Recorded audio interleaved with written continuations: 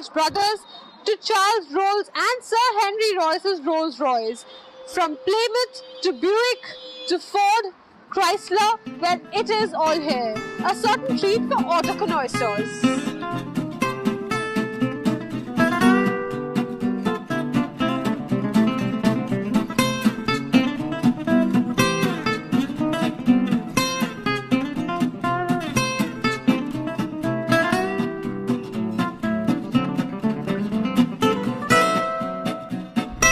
We are now seated in the Dodge Fluidic Drive, and let me now tell you a story. This company was actually founded by John and Horace Dodge Brothers. Now, they were actually supplying engines to Oldsmobile and Ford Motors until John was actually tired of being carried around in Henry Ford's vest pocket, and that is how Horace Dodge came up with an idea to have their own Dodge Brothers car. But after the death of Dodge Brothers, the company kept losing its value and the sales kept dropping until 1928, when it was acquired by Chrysler, and the legacy remains with us.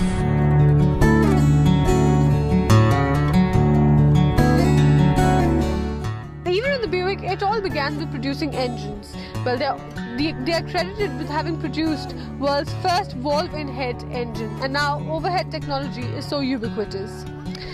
Looking at the way the car has been designed, with all the chrome lining here and the luxury bits, and also a little navigator here, I'm sure they have quite a knack at producing cars too.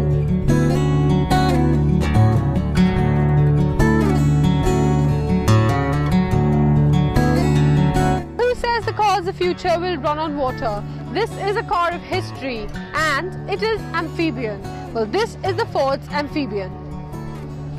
Well, thanks to wars, most of the American automobile industry developed to supply vehicles for defense, and their profits soared to new heights. Well, now this is the Plymouth PG6. Now, Plymouth was introduced as a sub-brand to Chrysler back in 1928, and it was supposed to be a low-segment luxury brand. But look at this, it just appears to be a high-segment luxury brand. All the leather upholstery here, and also if you take a look at the back, there are two seats here now, which is quite an innovative feature, and something that I've not seen in any of the other cars. You could probably just sit and rest your legs here, or maybe you could have your kids sit here. So that is why it's called PG6, because it's a six-seater.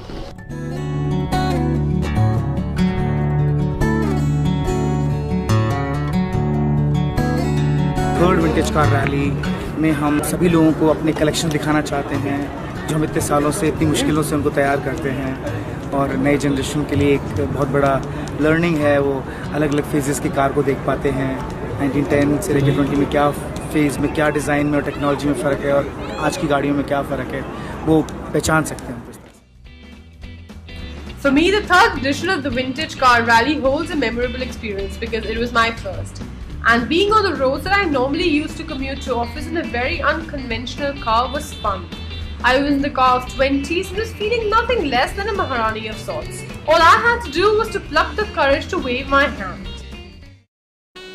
Until it got to the point that my unusual carriage began to amuse the onlookers, and I almost had to hide my face. And we had to get the roof of our Chevy convertible back.